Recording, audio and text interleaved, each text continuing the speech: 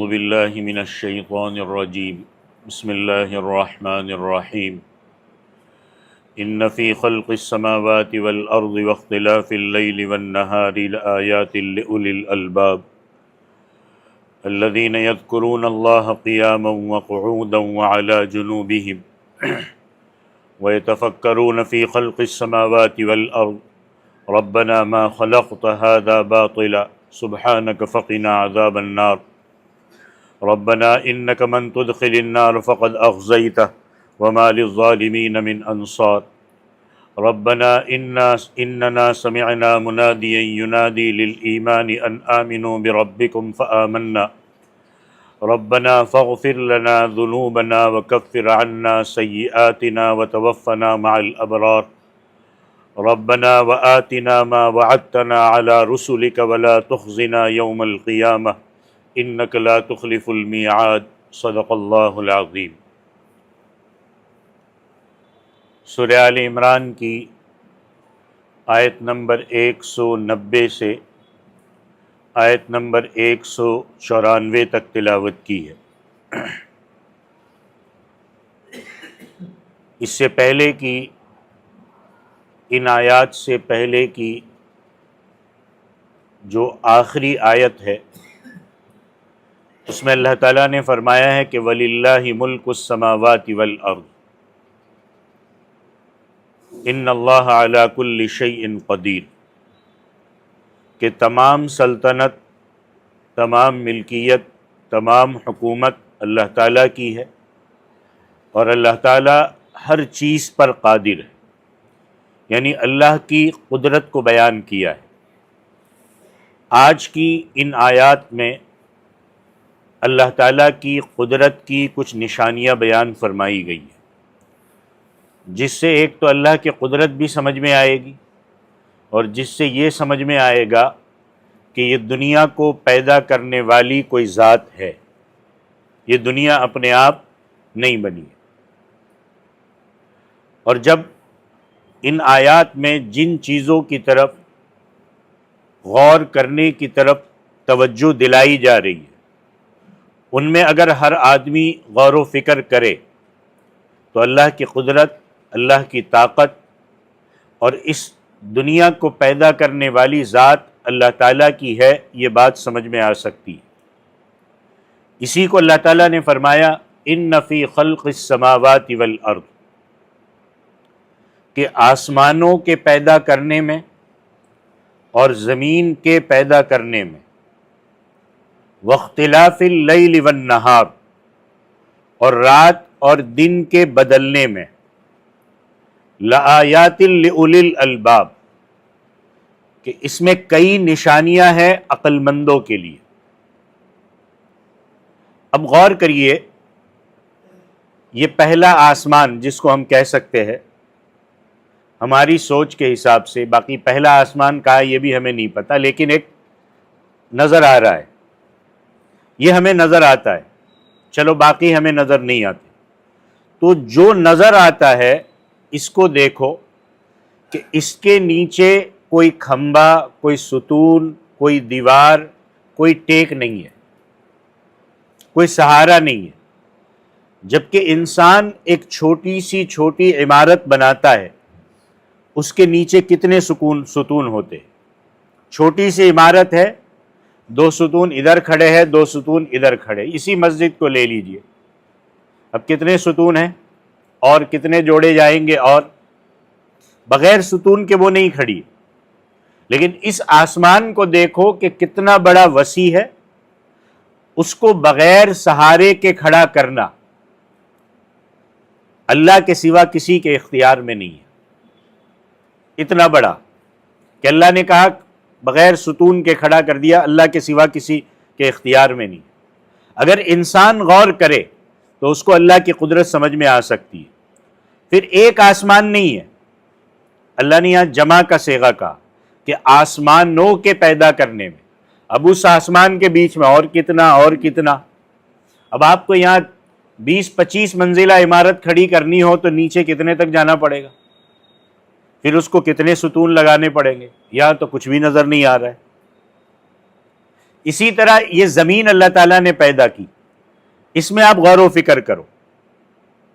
پھر اس زمین میں آپ مشرق سے مغرب کی طرف جاؤ، ویسٹ کی طرف جاؤ، ایسٹ کی طرف جاؤ، شمال کی طرف جاؤ، جنوب کی طرف جاؤ، آپ کو میدان نظر آئیں گے، آپ کو پہاڑ نظر آئیں گے، آپ کو الگ الگ قسم کے درخت نظر آئیں گے، الگ الگ قسم کی جڑی بوٹیاں نظر آئے گی، زمین کے الگ الگ رنگ نظر آئیں گے، الگ الگ قسم کے، اس میں پھر دریا بھی الگ الگ قسم کے نظر آئیں گے، سمندر بھی الگ الگ قسم کے نظر آئیں گے. پھر اسی زمین میں ہمیں پھول، پھل، اناج اور سبزیاں نظر آئے گی، اور سب ایک ہی پانی سے ہو رہا ہے، اور چیزیں پیدا ہو رہی ہے الگ الگ. وہی پانی کا قطرہ سانپ پی رہا ہے تو زہر پیدا ہو رہا ہے، وہی پانی کا قطرہ ہرن پی رہا ہے تو اس کے نافے سے مشک نکل رہا ہے، اور جانوروں کو ملا لو، وہی پانی کا قطرہ پھر دودھ نکل رہا ہے. پھر زمین میں رہنے والی مخلوق کو آپ دیکھو، الگ الگ شکلیں نظر آئے گی، رنگ برنگی نظر آئیں گے. آپ سمندر کے نیچے چلے جاؤ، یہ دنیا پہ جو نظر آتا ہے نا، اس سے زیادہ عجوبہ تو سمندر کے نیچے ہے، الگ الگ چیزیں نظر آئی. پھر اس زمین پہ چینیوں کی الگ شکل، روسیوں کی الگ شکل، افریقہ والوں کی الگ شکل، بھارت والوں کی الگ شکل، گوروں کی شکلیں الگ، کالوں کی الگ. اللہ کی قدرت کو سمجھو، جبکہ ماں بھی ایک، باپ بھی ایک، سب ایک ہی باپ حضرت آدم علیہ السلام اور ایک ہی ماں اماں حوا علیہ السلام ہے. ایک ہی ماں باپ کی اولاد ہوتے ہیں، کسی کا قد بڑا ہے، کسی کا قد چھوٹا ہے، کوئی گورا ہے، کوئی گندمی رنگ کا ہے، کوئی نرم مزاج ہے، کوئی سخت مزاج ہے، کوئی حوصلے والا ہے، کوئی جلد باز ہے. تو ان چیزوں پر غور و فکر کرنے سے اللہ تعالیٰ کی قدرت سمجھ آ سکتی ہے. یہ چیزیں اپنے آپ نہیں ہو سکتی. ایک عمارت اپنے آپ نہیں بن سکتی، یہ سٹینڈ کھڑا ہے، یہ اپنے آپ نہیں بن سکتا. یہ میرے سامنے یہ پورا ٹیبل ہے، یہ اپنے آپ نہیں بنا. یہ کرسی اپنے آپ نہیں بن سکتی، یہ ٹوپی اپنے آپ نہیں بن سکتی. تو اتنے بڑے دنیا کا سسٹم اپنے آپ بن گیا. یہ غور، اللہ کہتے غور کرو، عقل کو استعمال کرو. واختلاف اللیل والنہار، پھر کہا دن اور رات کے بدلنے میں غور فکر کرو، کہ ایک دم سے سورج نکلا اور اجالا چھا گیا. ابھی اتنے میں ہم کو اجالا لگانا ہے تو کتنی لائٹوں کی ضرورت ہے؟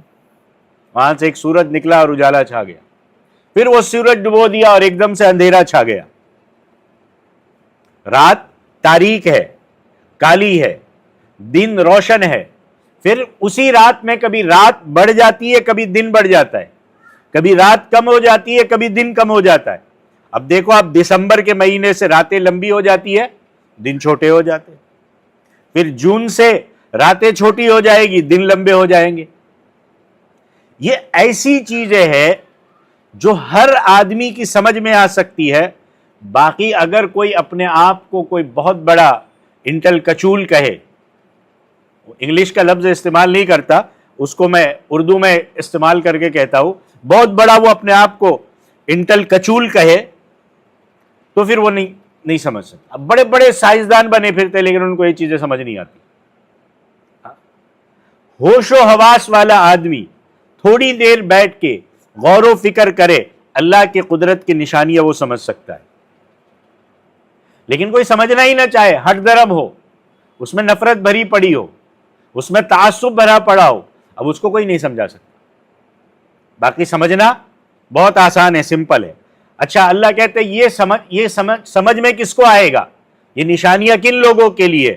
فرمایا لِأُولِي الْأَلْبَابِ، عقل والوں کے لیے، عقل رکھنے والوں کے لیے، عقل کا استعمال کرنے والوں کے لیے، اندھ بھکتوں کے لیے نہیں.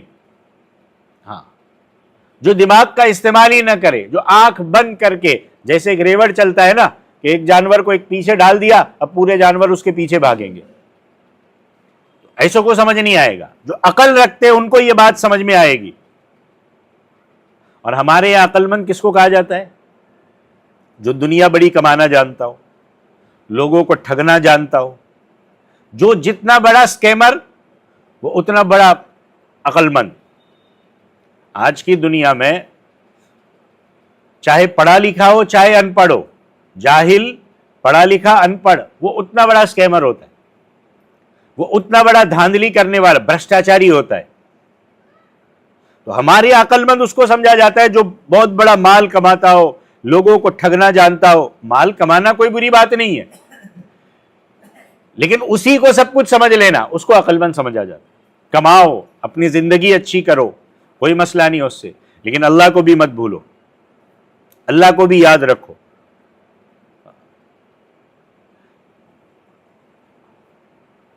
آج کل عقل مند کہ وہ دنیا کی عجیب و غریب چیزیں ایجاد کرنا جانتا ہو، اگرچہ وہ چیزیں دنیا کی تباہی اور بربادی کا سبب بنے۔ آج دیکھو کیا حال ہے، کسی نے میزائل بنا دی، کسی نے کلاشنکوف بنا دی، کسی نے کیا بنا دی، اور دنیا کیا ہو رہی ہے؟ تباہ ہو رہی ہے۔ عوام کو اس سے کوئی لینا دینا نہیں ہے، عوام مر رہی ہے اور یہ کیا گیا۔ عقل مند اس کو سمجھا جاتا ہے۔ تو اس کو اچھی طرح سمجھ لے، عقل مند کون ہے، اس کو بھی اللہ نے قرآن میں بیان فرمایا۔ عقل مند کون ہے؟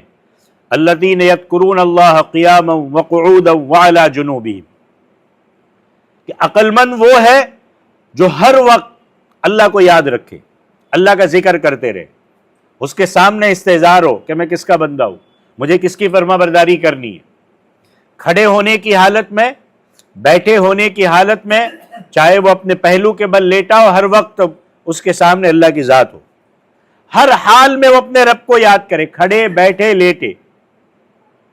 اور یہ بات بھی آپ حضرات کے کئی بار سن چکے ہو کہ اللہ کا ذکر کرنے کے لیے وضو کی پابندی نہیں ہے، اب بغیر وضو کوئی بھی اللہ کا ذکر کر سکتے، کیونکہ انسان آخر انسان ہے، کبھی معدہ خراب ہو جاتا ہے، کبھی ہوا خارج ہو جاتی ہے، پیشاب بار بار کرنا پڑتا ہے، اس لیے اللہ نے اجازت دی کہ ذکر تم بغیر وضو کو بھی کر سکتے ہو۔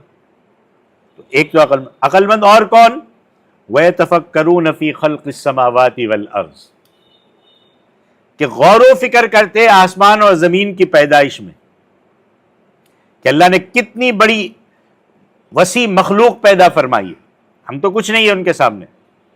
یہ آسمان کتنا بڑا، اس میں سورج، اس میں چاند کتنا بڑا، اس میں گیلیکسیز اور کیا کیا چیزیں اس کے اندر ہے، بہت کچھ پیدا فرمایا، پہاڑ ہے، دریا ہے، اور کیا کچھ ہے، یہ اللہ نے ویسے تو پیدا نہیں فرمایا۔ غور کرتا ہے بندہ کہ ان کا کوئی نہ کوئی مقصد ہے۔ یہ مسجد کی عمارت ہے، کیوں بنائی گئی؟ یہاں لوگ نماز پڑھے، یہاں لوگ اللہ کا ذکر کرے، قرآن شریف پڑھے، یہاں بچوں کو پڑھایا جائے، یہ دین کا مرکز بنے، یہ دین کا اڈا بنے۔ یہ کوئی یادگار کے طور پر نہیں بنائی کہ فلانے کی یادگار ہے، یہ نہیں۔ اسی طرح لوگ مکان بناتے، تو مکان کا مقصد ہوتا ہے کہ اس میں رہیں گے، اس میں اٹھیں گے، اس میں بیٹھیں گے، اس میں آرام کریں گے، اس میں گرمی سردی اور بارش سے بچیں گے، غمی خوشی کے موقع پر دوست احباب آئیں گے تو ان کو بٹھائیں گے۔ ہم اگر کوئی چیز بناتے ہیں تو اس کا کوئی نہ کوئی مقصد ہوتا ہے۔ اللہ تعالیٰ نے زمین بنائے، آسمان بنائے، تو اس کا بھی تو کوئی مقصد ہے۔ پھر یہ غور و فکر کرتے ہیں کہ جس ذات نے اتنے بڑے زمین اور آسمان بنائے ہیں، خود وہ ذات کتنی بڑی ہے، اس کی قدرت کتنی بڑی ہے، وہ قادر مطلق ہے۔ دوسری جگہ قرآن میں اللہ تعالیٰ نے فرمایا وَفِي أَنفُسِكُمْ أَفَلَا تُبْصِرُونَ، کہ اے انسانوں، تم اپنی جانوں کو نہیں دیکھتے کہ تم کیا تھے اور اللہ نے تمہیں کیا بنا دیا۔ اللہ نے تمہیں ایک حقیر نطفے سے پیدا فرمایا، اس طرح کہ وہ ایسا نطفہ کہ کپڑے پہ لگ جائے تو ہم دھونے بھاگے، اس نطفے کا لوتھڑا بنایا، پھر اس لوتھڑے کی بوٹی بنائی، پھر اس بوٹی کی ہڈیاں بنائی، ٹانگیں بنائی، بازو بنایا، سر بنایا، آنکھیں بنائی، ناک بنایا، تمام اعضاء بنائے، پھر ان پر گوشت چڑھایا۔ غور کریے گا پھر سسٹم اللہ کا، اور وہ کتنے ٹائم میں ہو رہا ہے سب۔ پھر 4 مہینے کے بعد اس ڈھانچے میں جان ڈالی، پھر تقریباً 5 مہینے کے ماں کے رحم میں زندہ رہا۔ اللہ کی قدرت دیکھو کہ بچہ ماں کے رحم میں پھولتا ہے، پھلتا ہے، پھولتا بھی ہے، ہاتھ پاؤں بھی حرکت کرتے اور سانس کے بغیر زندہ ہے، اندر سانس نہیں ہے، سانس کے بغیر زندہ ہے۔ اب وہ پیدا ہوگا 1 منٹ 2 منٹ بغیر سانس کے وہ زندہ نہیں رہ سکتا، وہاں اس کو باقاعدہ خوراک بھی ملتی ہے مگر پیشاب پخانہ نہیں اس کا، اور پیدا ہونے کے بعد بچہ صرف ایک عرق ہی پی لے تو پخانہ آ جاتا ہے۔ اب غور کرو یہ کتنے ٹائم میں ہوا؟ 9 مہینے میں۔ یہ جو بڑے بڑے اپنے آپ کو دعویٰ کرتے ہیں آج کل، سائنس ہزاروں سالوں سے دعویٰ کرتے ہیں، کوئی ایک ایسا بنا کے دکھایا؟ ایک ہلکا سا روبوٹ بھی بنا دیا، کیا اس کے اندر وہ سسٹم رکھا کھانے پینے کا، ہاضمے کا، شعور کا، احساس کا، ان ساری چیزوں کا، جذبات کا؟ ایک مشین بنا دی، بٹن دبا دیا، چل رہا ہے آٹومیٹک، اس میں چیزیں جو بھی پروگرام آپ نے فیڈ کر دیا وہ چل رہا ہے۔ یہ چیزیں ہیں جس میں غور کرنے کے لیے کہا جا رہا ہے۔ تو اللہ فرماتے اے انسانوں اپنے وجود میں غور و فکر کرو تو تمہیں قادر مطلق سمجھ میں آئے گا، اور اگر آنکھیں بند کر لو، سمجھنا ہی نہ چاہو، تو پھر دن بھی رات ہے، اس کا کوئی علاج نہیں، ہٹ دھرمی کا کوئی علاج نہیں ہے، ضد کا کوئی علاج نہیں ہے۔ تو عقل مند جب زمین آسمان کے پیدا کرنے میں غور کرتے تو پھر آخر میں کیا کہتے ہیں؟ جب ان کو پتا چلتا ہے کہ ہاں یہ اللہ آپ نے بے مقصد پیدا نہیں کیا، تو کہتے ربنا ما خلقت ھذا باطلا، اے ہمارے رب آپ نے ان چیزوں کو بیکار پیدا نہیں کیا۔ سبحانک، اے اللہ آپ کی ذات پاک ہے تمام عیبوں سے بھی، اور اس بات سے بھی پاک ہے کہ آپ کوئی بیکار کام کر لے، سبحانک۔ پھر وہ اللہ سے دعا مانگتا ہے فقنا عذاب النار، اے اللہ ہمیں دوزخ سے عذاب سے بچا لے۔ اور جو اس نقطے کو سمجھتے وہ کامیاب ہے، کیونکہ آخرت میں جانا ہے۔ اب جو دوزخ سے بچ گیا آخرت میں وہ کامیاب ہو گیا، یہی دعا مانگنے فقنا عذاب النار، اے اللہ میں دوزخ کے عذاب سے بچا لے۔ پھر وہ دعا مانگتا ہے ربنا انک من تدخل النار فقد اخزیتہ، اے ہمارے رب بے شک آپ جس کو دوزخ میں داخل کریں گے اللہ آپ نے اس کو رسوا کر دیا، اس لیے کہ دوزخ میں داخل ہونے والا انتہائی رسوا ہوگا۔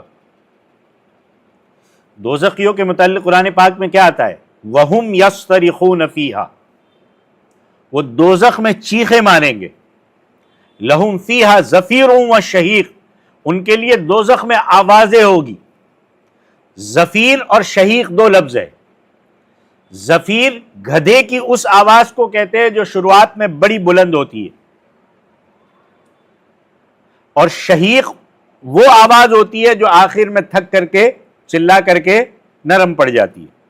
مطلب یہ ہے کہ بدبخت لوگ دوزخ میں چیخیں گے، چلائیں گے، اور گدھے کی آواز کے ساتھ اس لیے تشبیہ دی ہے کیونکہ گدھے کی آواز تمام آوازوں سے بری ہوتی ہے۔ یہ بھی غور کر لو، میں نے جمعہ میں بھی کہا تھا، لوگ چیخنے چلانے کو بڑا سمجھتے، اگر بڑا ہوتا تو گدھے کی آواز سب سے بہترین ہوتی۔ حضرت لقمان حکیم نے اپنے بیٹے سے کہا کہ جب بات کرنی ہو بغیر ضرورت زور سے نہیں بولنا، کیونکہ زور سے بولنا کوئی فخر کی بات ہوتی تو ساری فضیلت گدھا لے جاتا، کیونکہ اس سے اور کوئی زور سے چلاتا نہیں۔ حالانکہ قرآن میں ہے ان انکر الاصوات لصوت الحمیر، تمام آوازوں میں بری آواز گدھے کی ہے۔ تو پتہ ہے گھروں میں عورتوں کا بلا ضرورت بلند آواز سے بات کرنا یہ بھی گناہ ہے، مرد ضرورت سے زیادہ بلند آواز سے بولے یہ بھی گناہ ہے۔ ہم ان باتوں کو نہیں سمجھتے، بلکہ ہم سمجھتے کہ چیخنے چلانے کو ہم خوبی سمجھتے، چاہے کسی کی نیند ضائع ہو رہی ہو، رات میں 12 بجے برتھ ڈے کے نام پہ ہم بم پھوڑیں گے، چاہے کسی کو کوئی بھی تکلیف ہو، چیخیں گے پارٹی کے نام پہ، کسی کو کوئی بھی تکلیف ہو، یا بیمار کو تکلیف ہو، یا ہم سپیکر کا استعمال کریں دین کے نام پر، کسی کی نماز میں خلل واقع ہوتی ہو، کسی کے مطالعہ کرنے میں خلل واقع ہو رہا ہو، ہمیں کسی کی تکلیف سے کوئی غرض نہیں ہے، ہم نے چیخنا ہے۔ دیکھو دین میں فقہائے کرام کا طبقہ بہت محتاط طبقہ ہے. انہوں نے یہاں تک فرمایا ہے کہ امام جب نماز پڑھائے تو اتنی آواز نکالے جو مقتدی سنے، یعنی جتنے مقتدی ہے اتنی آواز نکالے. امام کا ضرورت سے زیادہ آواز کا اونچا کرنا یہ بھی صحیح نہیں بتایا ہے کہ ضرورت سے زیادہ چیخ چیخ کے پڑھ رہا ہے یا چیخ چیخ کے بیان ہو رہا ہے، یہ بھی صحیح نہیں ہے. اب یہاں آپ کتنے لوگ ہیں، ضرورت نہیں ہے مائک کی تو بغیر مائک کے میں بول رہا ہوں. کئی جگہوں پر ایسا ہوتا ہے 4 جن بیٹھے ہوتے ہیں تو بھی مائک اتنا زور سے پورا باہر تک کھلا ہوا ہوتا ہے، اس کی اجازت نہیں ہے. اس سے اندازہ لگائے کہ شریعت نے آواز پر کتنا کنٹرول کیا ہے کہ امام بھی اگر ضرورت سے زیادہ آواز کو بلند کرے تو فقہا فرماتے فقد عصا، اس نے برا کام کیا ہے. اسی طرح فقہا فرماتے ہیں کہ ایسی جگہ پر بلند آواز سے قرآن شریف بھی پڑھنا جائز نہیں ہے جہاں کوئی سویا ہوا ہو یا نماز پڑھ رہا ہو یا مطالعہ کر رہا ہو. قرآن پڑھنے کی اجازت نہیں ہے. اور ہم نے تو اسپیکر کا استعمال کر کے سارے محلے کو بیزار کرنے میں ثواب سمجھا ہوا ہے. چند لوگوں کو کھانا کھلا رہے ہم، لیکن اسپیکر اور ڈیک ایسے لگایا کہ ہم سمجھتے بڑا ثواب کا کام ہے. ثواب نہیں ہے کہ شور کرو کسی کو سونے نہ دو. یاد رکھنا یہ سب گناہ کی باتیں. مولانا احمد رضا خان بریلوی سے کسی نے سوال کیا، غور سے سنیے گا، کہ ایسی جگہ پر بلند آواز سے قرآن شریف پڑھنا اور ذکر کرنا، درود شریف پڑھنا کیسا ہے جہاں کوئی سویا ہوا ہو اور اس کی نیند میں خلل پیدا ہوتا ہو اور کوئی بیمار ہو. تو ایسی جگہ پر بلند آواز سے قرآن پڑھنا، ذکر کرنا، درود شریف پڑھنا کیسا ہے؟ وہ فتاوی رضویہ میں لکھا ہے، اور وہ لکھتے ہیں کہ بلند آواز سے ذکر کرنے والا سخت گنہگار ہے. ذکر کرنے سے منع نہیں، آواز بلند کرنا. پھر اس پر فقہا نے حوالے پیش کیے کہ بلند آواز سے ذکر کرنا، قرآن شریف پڑھنا، بلند آواز سے درود شریف پڑھنا یہ ناجائز ہے. محمد رضا خان بریلوی نے اپنی کتاب فتاوی رضویہ میں یہ بات لکھی ہے. پھر کسی نے سوال کیا کہ اگر کوئی ایسا کرتا ہے تو کیا کرنا چاہیے؟ تو جواب دیا کہ قوت ہے تو ہاتھ سے روکو ورنہ زبان سے روکو. ان کو زبان سے سمجھاؤ کہ نہیں یہ طریقہ صحیح نہیں ہے. اب یہاں میں اور چیز بھی سن لے. میں پہلے ہی کہہ دوں ذکر کرنے سے منع نہیں کر رہا ہوں، کیونکہ بعض لوگ غلط مطلب نکال دیتے ہیں. ذکر کرنے سے منع کر، ذکر سے منع نہیں کیا. ذکر اذکار آہستہ کرنا چاہیے. حدیث پاک میں آتا ہے خیر الذکر الخفی، بہترین ذکر وہ ہے جو آہستہ ہو. اور حدیث سنو، ایک حدیث میں فرمایا کہ بلند آواز سے ذکر کرنے کے بجائے آہستہ ذکر کرنے کا ثواب 70 گنا زیادہ ہے. یعنی آپ بلند زور زور سے کرو اس کا ثواب کم ہے، اور اس میں کسی کو تکلیف ہو رہی ہے تو گناہ الگ، اور آپ آہستہ کر رہے ہو تو 70 گنا ثواب زیادہ ہے. لہذا ذکر ایسے انداز سے کرو کہ اپنے کان سنے، دوسروں کے کان نہ سنے. خدا رسول صلی اللہ علیہ وسلم کی بات پر عمل کرو اور دوزخ کی رسوائی سے بچو. مجھے کیا اچھا لگتا ہے یہ نہیں، شریعت کیا کہتی ہے، اللہ اور اللہ کے رسول نے کیا کہا. منع کسی چیز سے نہیں ہے، لیکن ہم نے جو طریقے اپنائے ہوئے وہ بالکل شریعت سے ہٹ کر ہوئے. آگے اللہ فرماتے وما للظالمین من انصار، نہیں ہے ظالموں کے لیے کوئی مددگار. پھر فرمایا ربنا اننا سمعنا منادیا ینادی للایمان، کہ اے ہمارے پروردگار بے شک ہم نے سن لیا پکارنے والے کو جو پکارتا تھا ایمان کے لیے. کیا پکارتا تھا؟ ان آمنوا بربکم، کہ اپنے رب پر ایمان لے آؤ. یعنی اللہ کی طرف دعوت دے رہا تھا کہ اللہ کو مانو. فآمنا، اے ہمارے رب ہم ایمان لے آئے. اچھا وہ پکارنے والا، وہ آواز دینے والا، وہ منادی کون ہے؟ قرآن پاک کے نازل ہونے کے وقت سب سے بڑے منادی حضرت صلی اللہ علیہ وسلم تھے کہ آپ صلی اللہ علیہ وسلم نے لوگوں کو ایمان کی دعوت دی. پھر چونکہ قرآن قیامت تک کے لیے ہے، پھر صحابہ نے دعوت دی، پھر تابعین نے لوگوں کو ایمان کی طرف بلایا، پھر تبع تابعین نے بلایا، اور اب میں اور جتنے بھی قرآن کی طرف دعوت دینے والے، میں تمہارے لیے منادی ہوں کہ میں تمہیں دعوت دیتا ہوں کہ ان آمنوا بربکم، کہ اپنے رب پر ایمان لے آؤ. ہر مبلغ جو لوگوں کو قرآن کریم سناتا ہے اور دعوت دیتا ہے وہ منادی ہے، اور وہ اس آیت میں شامل ہے. قرآن خود بھی منادی ہے، قرآن کو بیان کرنے والا بھی منادی ہے. اسی طرح اللہ نے جو عقل جو سمجھ عطا فرمائی وہ بھی منادی ہے. پھر وہ دعا کرتا ہے ربنا فاغفر لنا ذنوبنا، اے ہمارے پروردگار ہمارے گناہ معاف کر دیجئے، چھوٹے گناہ بھی معاف کر دیجئے، وکفر عنا سیئاتنا، اور ہمارے بڑے گناہ بھی معاف کر دیجئے. یعنی چھوٹے بڑے گناہ سب معاف کر دے، کیونکہ ہم سے چھوٹے گناہ بھی ہوتے ہیں، بڑے گناہ بھی ہوتے ہیں، ہم تو گناہوں کی پیٹیا ہے. تو اللہ معاف فرما دے. اور پھر دعا کیا مانگی؟ وَتَوَفَّنَا مَعَ الْأَبْرَارِ، اے اللہ ہمیں نیک لوگوں کے ساتھ وفات دے، انہی کے ساتھ ہمیں بیٹھنا نصیب ہو، انہی میں وفات ہو، انہی میں ہمارا شمار ہو. اللہ کے نیک بندے یہ دعائیں کرتے. ربنا وآتنا ما وعدتنا علی رسولک، اے پروردگار ہمیں وہ چیز دے جس کا آپ نے ہم سے اپنے رسولوں کی زبانوں پر وعدہ کیا تھا. اللہ ہمارے رسول کے ساتھ اللہ آپ کا وعدہ ہی ہے کہ جو آپ پر ایمان لائے گا آپ جنت میں داخل کریں گے. حضرت آدم علیہ السلام سے لے کر حضرت محمد الرسول اللہ صلی اللہ علیہ وسلم تک تمام پیغمبروں نے یہی سبق دیا کہ ایمان کا بدلہ جنت، اور اگر کفر کرو گے، شرک کرو گے، برائی کرو گے تو جہنم میں جلو گے. اے پروردگار آپ سچے، آپ کے پیغمبر سچے، آپ کا وعدہ سچا، اللہ ہمیں قبر میں راحت نصیب فرما. ولا تخزنا یوم القیامہ، اے اللہ ہمیں قیامت والے دن رسوا نہ کر. میدان محشر میں ہم ذلیل نہ ہو، پل صراط میں سے ہم سیدھے گزر کر جنت میں پہنچ جائے. سب سے زیادہ ذلت اور رسوائی قیامت کے دن کی ہے، اس کے مقابلے میں دنیا کی کوئی ذلت کوئی چیز نہیں. مگر آدمی دنیا کی ذلت سے تو بچنے کی کوشش کرتا ہے، مگر آخرت کی ذلت سے بچنے کی کوشش نہیں کرتا. جبکہ دنیا کے امتحان کے مقابلے میں دنیا کا امتحان آخرت کے امتحان کے مقابلے میں بچوں کے کھیل کی حیثیت بھی نہیں رکھتا ہے. تو اے پروردگار ہمیں دونوں امتحانوں میں کامیاب فرما. انک لا تخلف المیعاد، اے اللہ آپ وعدہ خلافی نہیں کرتے. تو یہاں اللہ تعالیٰ نے عقل مندوں کے اوصاف، عقل مندوں کی نشانیاں اللہ تعالیٰ نے بیان فرمائی کہ عقل مند یہ کام کرتے ہیں، یہ دعائیں کرتے ہیں.